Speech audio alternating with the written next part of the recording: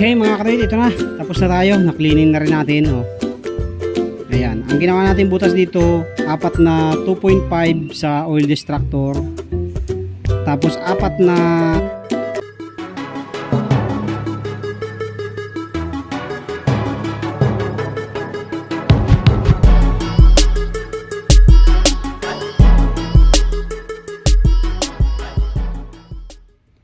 Yo, what's up mga kadwit? Ayan, welcome back dito sa ating YouTube channel. Kamusta po kayo guys? Mapagpalang hapon po sa inyo lahat at hapon na naman.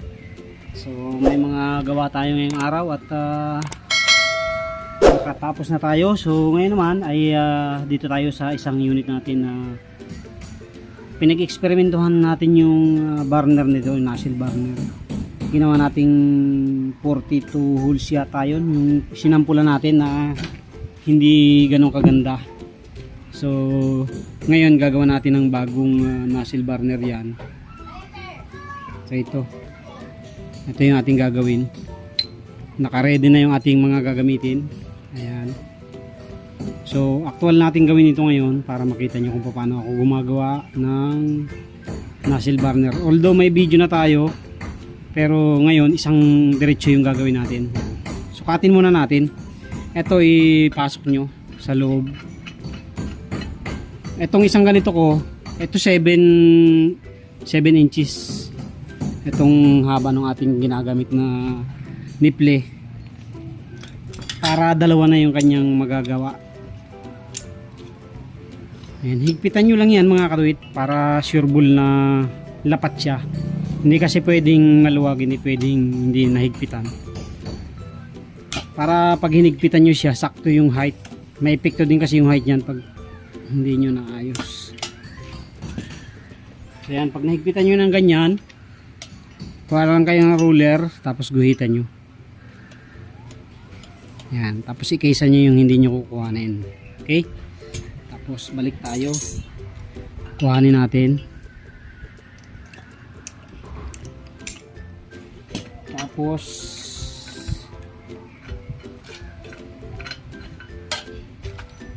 so ito na yung guhit natin, di ba? Nakuha na natin. Less tayo ng 2 cm.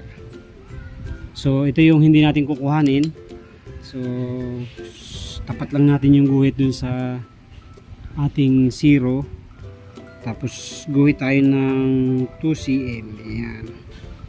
Pag naguhitan na natin yung 2 cm na yan, so hanggang dito yung 2 cm natin, i-less naman natin yung ating ulo. So naglalagay kasi tayo ng metal cap para mas maganda siyang tingnan.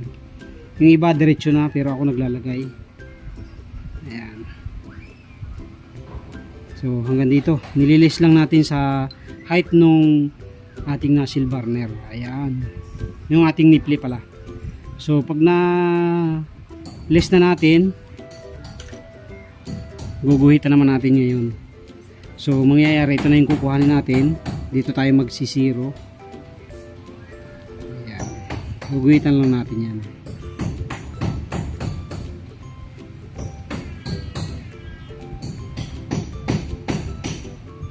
Okay. Guguhitan lang natin para hindi tayo mahirapang magputol. Okay. So ito na yung kukuhanin natin. Putulin na natin.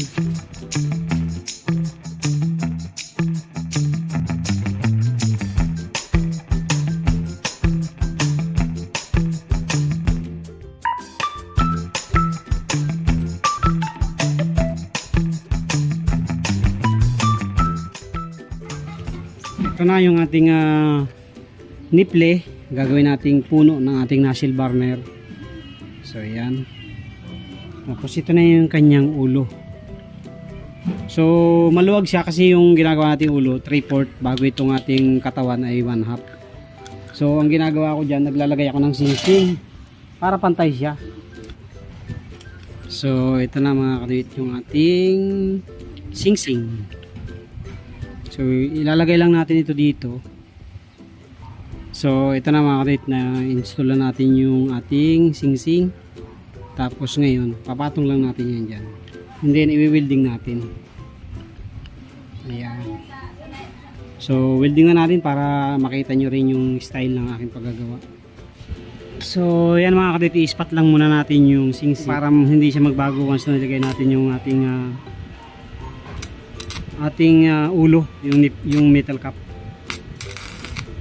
Magkabila.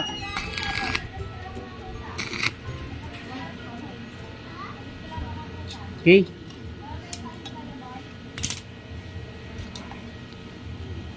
Yan, pag na-spot na natin ganyan, pwede na nating ilagay yung ating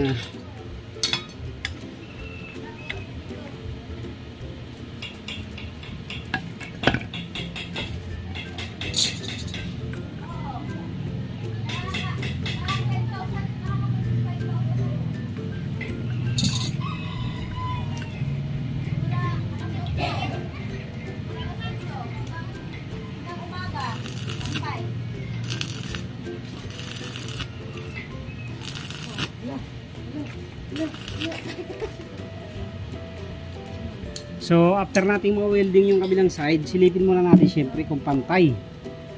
Kasi minsan hindi pantay yan. Kailangan paluin nyo ng konti, katulad nyo no, hindi siya pantay. Paluin nyo ng konti.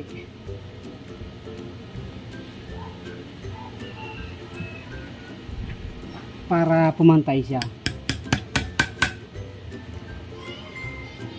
Ayan, malaki yung diferensya niya.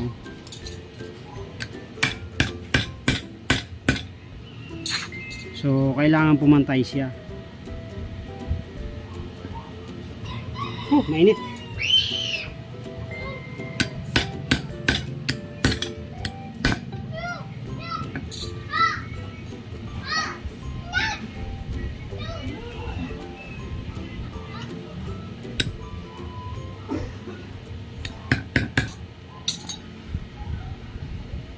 Kaya pag nakita nyo pantay na, saka nyo siya i-full weld. Kaya pantay na siya, oh. Full weld na natin.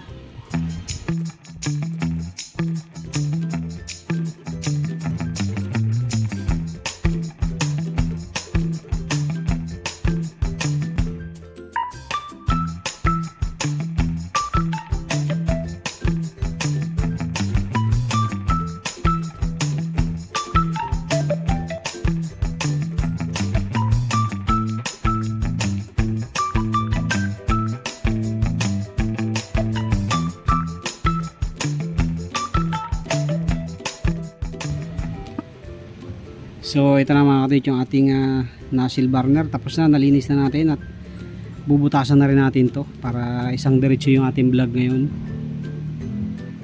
Ayos na. I-cleaning lang ulit natin after nating mabutas. At magsukat naman tayo. So ito para dito talaga to. Okay.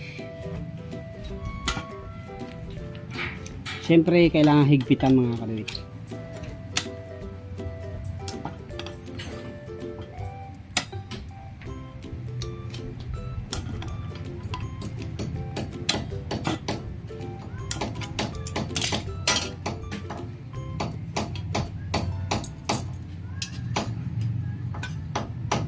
So, ito yung lubog ko mga kadawit. Almost 2 cm ang lubog.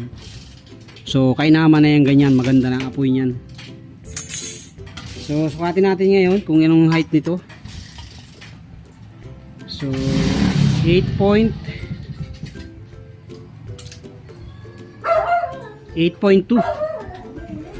So 8.2 ang height ng ating nozzle burner. Tapos sukatin naman natin itong height ng ating chamber. So ang sukat na ating chamber ay 10.2.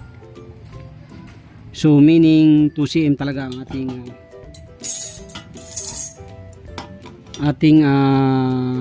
lubog. 8.2. So kailangan natin tandaan yung 8.2 kasi doon tayo mag-uumpisa. Doon tayo tatapat. So 8.2, tapatan natin yung 8.2 natin. Ayan. Tapos bawas tayo ng 2.5. Ayan, 8.2 bawas tayo ng 2.5 hanggang dito. Okay. Yan, hanggang dyan ang umpisa ng ating tuldok, ng ating butas. So, dito tayo umpisa ng tuldok. So, ipagitna natin dun sa ating slot ito. Mayroon ng 4 yan mga kadit. 1, 2, 3, 4. So, 4 yan. Ipagitna natin yung unang tuldok natin, yung tinandaan natin kanina. Tapos, ikot lang natin to. Pagtapatin nyo lang yung guhit. Yan, kaya yan ay may guhit para pantay. Okay. Tuldok dito. Tuldok doon. At tuldok dito. Ay, sobra naman. Okay. So, dito. Dito tayo. Ayan. Tapos, angat tayo ng 0.7. Dito, 4 din. Ayan.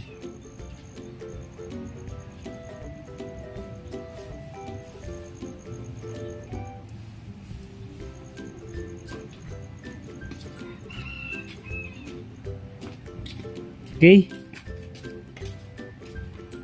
So, nakaangat na tayo ng 0.7 bago hatiin nyo lang to sa 3. Sa 2. So, dito na yung pinaka-screener natin. Tapos, hatiin nyo lang sa 2 to. So, tapat nyo lang yung isa. Ayan. Tapatan nyo lang kahit hindi na kayo gumamit ng mapping. Tansyahin nyo lang, hatiin nyo lang. 28 holes to mga karit, meron akong tutorial nito. Tapos dito na yung isa oh. Ayan.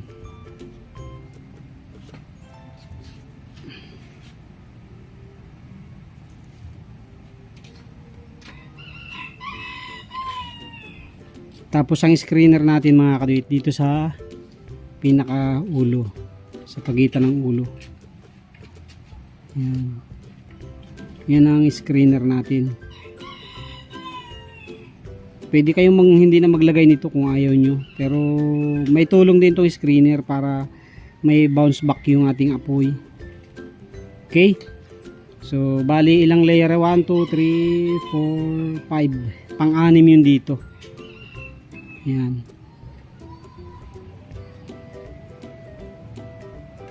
Pang-anim to. So 8 holes lang nilalagay ko. Tapos pwede rin kayo maglagay sa gitna kung gusto nyo. Okay. So, butasan na natin to. Mag-punch muna tayo. Puncher muna tayo. So, dito sa ibabaw muna tayo unang mag-puncher kasi nandito na rin lang naman. Yan. Higpitan nyo lang yan. Kahit kamay lang.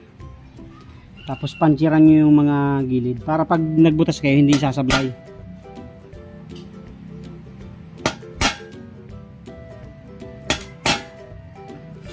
Yung pinagpuncheran nyo, dun nyo tatamaan ng drill bit.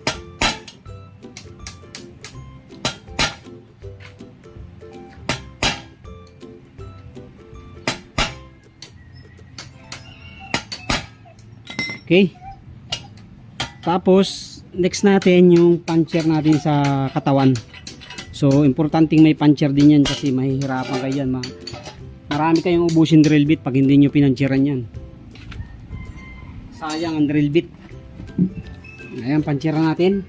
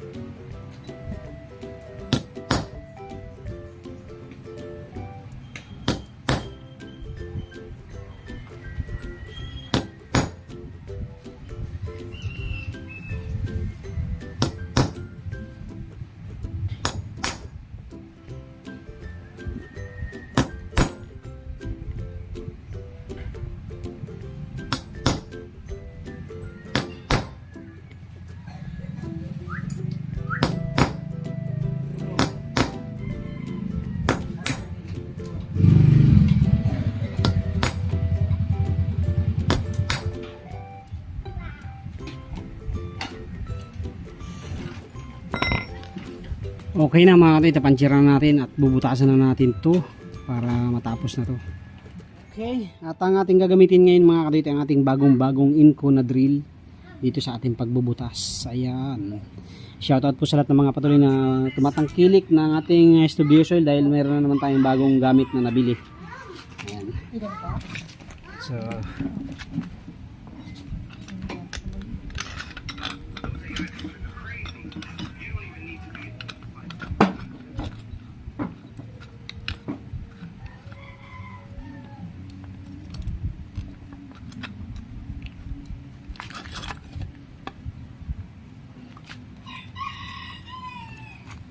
butas muna tayo.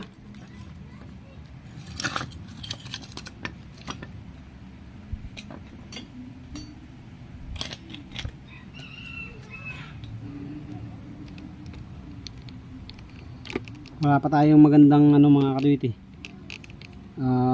Tawag dito. Gato. Mahal kasi ang gato eh. Sa sunod na lang natin tayo bibili nun.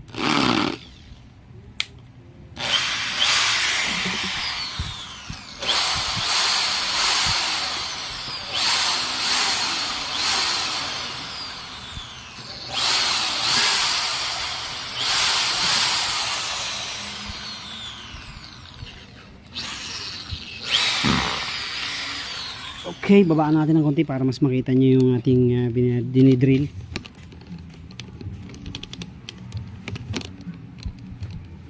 Pasensya na kayo sa paa ko madumi. Wala kasi tayong magandang gato. Tayo sa kabila para makita natin. Yan.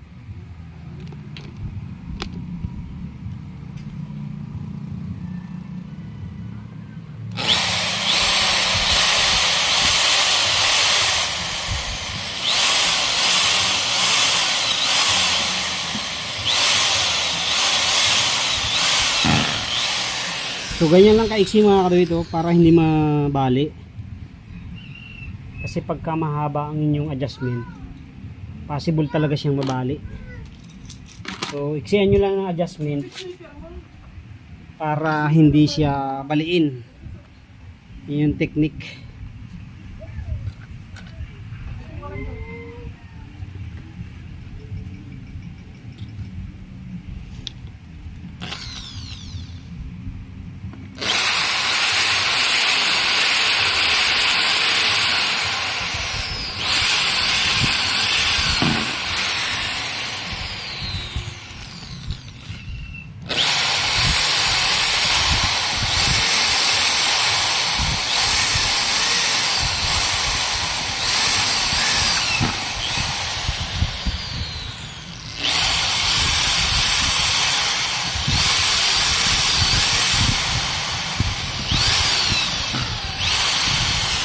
Sarap gamitin mga kaduyt.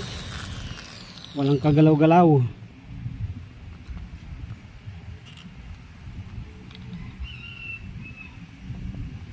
Actually, ginagawa ko nito. Lahat ng pang initial hole ko, 1.5. Tapos huwag nyo yung pepersahin. Alalay lang.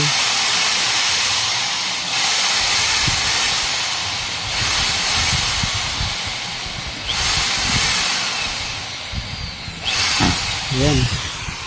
Pusa naman siyang babaon mga kaduyt.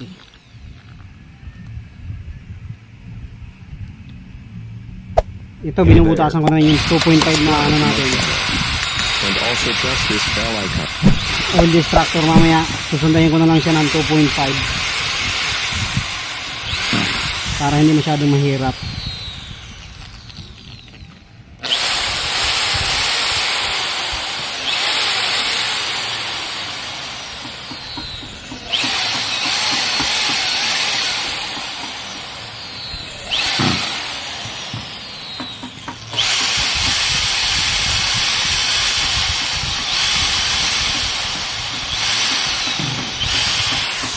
Saglit lang no mga kaduyt.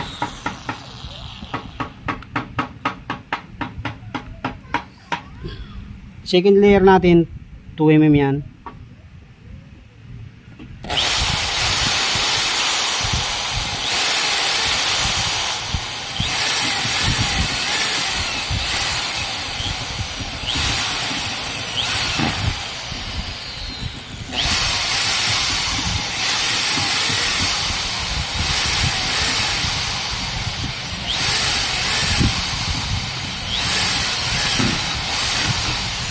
Okay. Ang ating third layer 1.5, fourth layer 1.5 hanggang sa taas.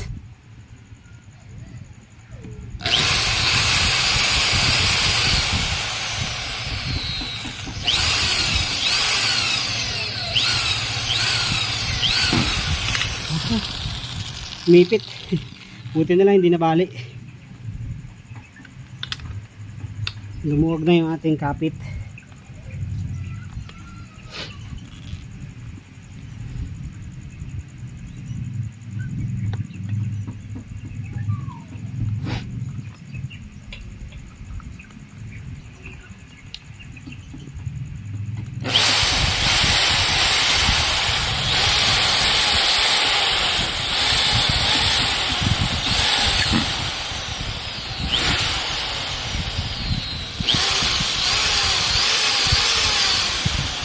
Screener natin, tuwid lang. Pagka malapit ng bumaon, control lang. Okay, last 2 layer na lang. 2 rows. Tapos na tayo sa sarap gamitin mga karuit. Walang kagalaw-galaw yung drill natin. Okay.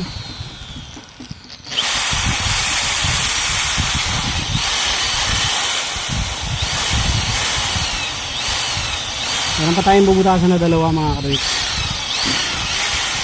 So ito sample lang natin, pinakita lang natin yung isang buong video ng paggagawa natin ng nozzle burner. Ito oil extractor to.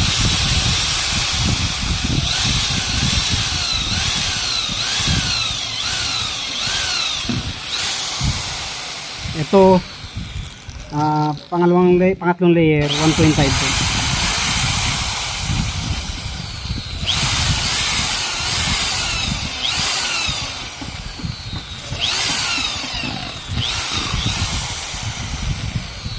Screener. Tuwid lang siya, tuwid. Pwede na kayo hindi maglagay nito kung gusto nyo, kung nahihirapan kayo magbutas. Kahit walang screener, gaganda yan. Okay. Tapos na yung ating butas sa katawan. So mamaya huli na to. Butasan na muna natin yung 2.5. So ito ang 2.5 natin. Ayan. 2.5 mm. Okay. 2.5. O, sakto.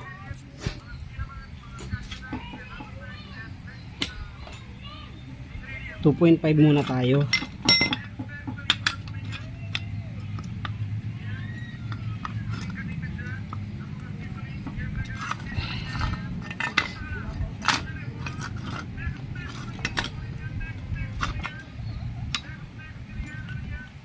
So yung 1.5 natin, ayan o, maiksi lang to mga katuwit kasi nabali na to, buti mahaba yung pagkabali niya. Abot pa dun sa ano natin, tsak natin. Tingnan mo, ito lang yung ginagamit natin o, yan, ganyan lang siya kaiksi pero ganyan, napakatibay. Oh, pinang initial hole pa natin yan ha, ganyan lang kaiksi. Ayan, napakaliit, walang, kung titingnan mo, walang pakinabang pero napaka ano yan, small but terrible yan. So malaking tulong tong ating na-discover na ano na to, mga pin na pwede pala i-convert sa drill bit. Okay, next tayo sa 2.5 oil distractor natin, 2.5 mm.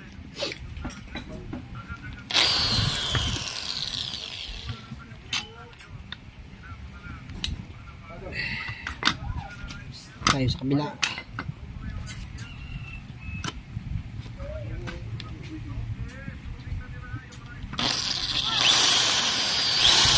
Kasi pag mayroon na siyang ano mga kadit, mayroon na siyang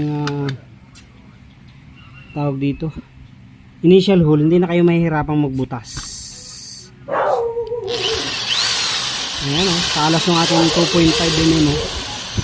Ito kailangan nakahiga. Ihiga nyo para maganda yung oil distractor natin. Ayan. Okay. Next, lahat lang yan, 4 lang yung oil distractor natin. Lahat ng baba.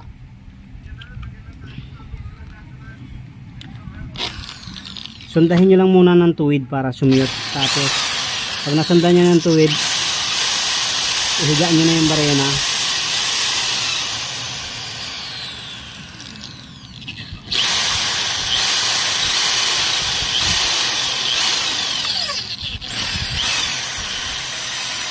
Okay. Next natin.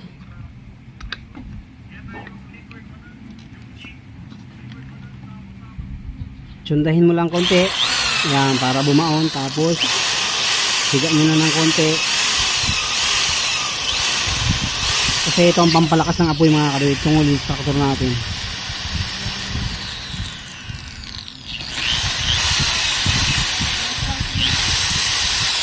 Okay. Last.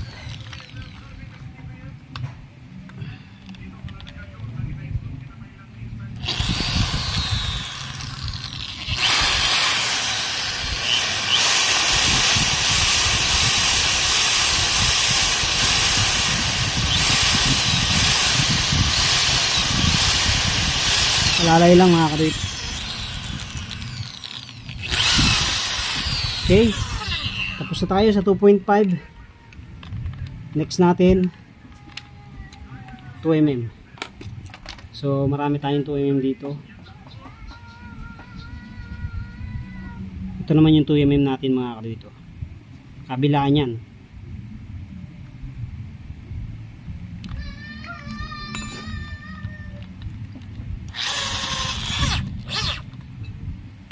Sarap. Okay na okay yung drill natin sa pambutas. Tapos next natin dos ito mga kaduwid ha. Itong second layer natin. Lakihan lang natin yung initial hole natin.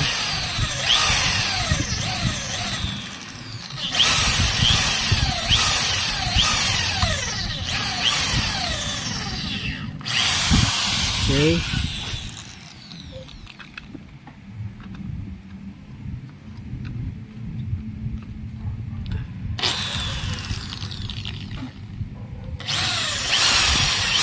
Aha.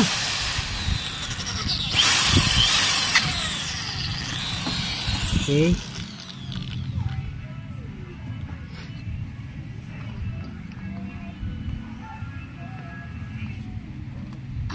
Pangatlo.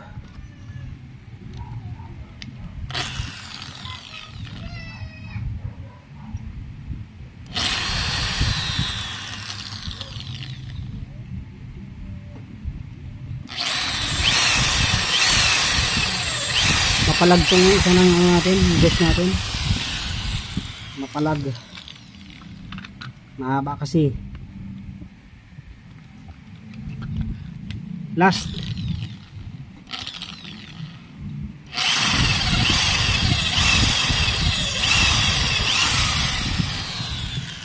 Okay. Tapos na tayo. Ito na ang ating natapos. Ayan. Yung sablay. At dito naman tayo sa ibabaw magbubutas. Okay, dito na tayo mga kaduwid sa last part natin. Ang ating huling butas. So, importante na naka-mount yung ating nozzle burner dito para matansya natin na yung butas dito hindi sasabit dito. Kasi pag sumabit siya dito, kung hindi didilaw ay magbabaga to. Kaya mas maganda nito labas yung butas natin dito para pag tama dun sa puwit ng kaldero dire-diretso, hindi siya tatama dito. Okay, so ganyan lang yung mga sinundahan natin kanina. Doon kayo, yun yung magiging ano nyo. Tapos tantayin nyo lang na hindi sasabit sa labi.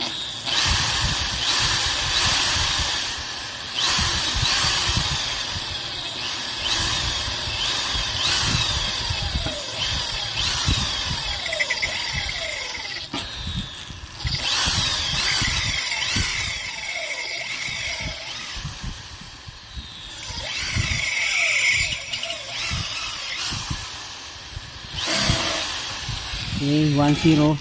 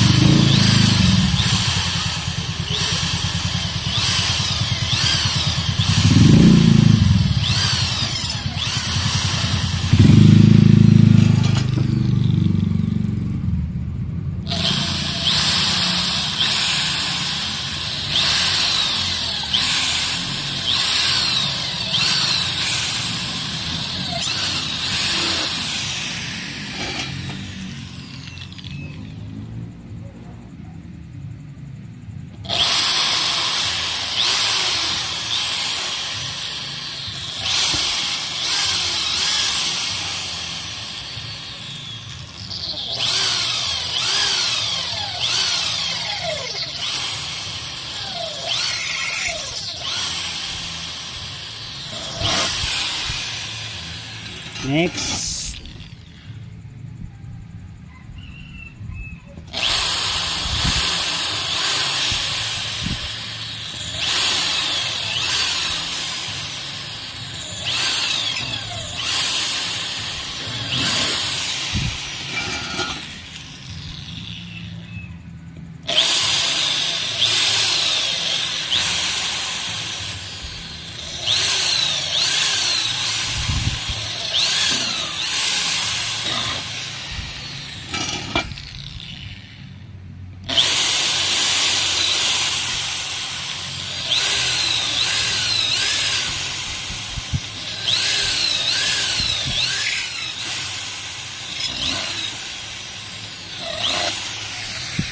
Okay. So yun, ang technique naman dito sa pagbubutas mga katuwid. Huwag nyo idediretso kasi mabilis pupurol yung inyong drill bit pag diniretso yan. Tsaka sumasabit siya. Parang may buhangin kasi ito eh. Itong metal cap. So linisin na muna natin para tapos na tayo. Oh, mainit. Okay mga katuwid, ito na. Tapos na tayo. Na-cleaning na rin natin. Oh. Ayan, ang ginawa natin butas dito, 4 na 2.5 sa oil distractor. Tapos 4 na dos sa pangalawang layer. Ayan.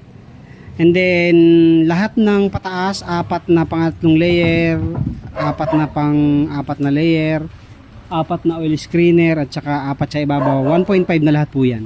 Okay? So sana mayroon kayong natutunan kahit palit-ulit yung ating vlog. Ito, isang diretsyo naman to.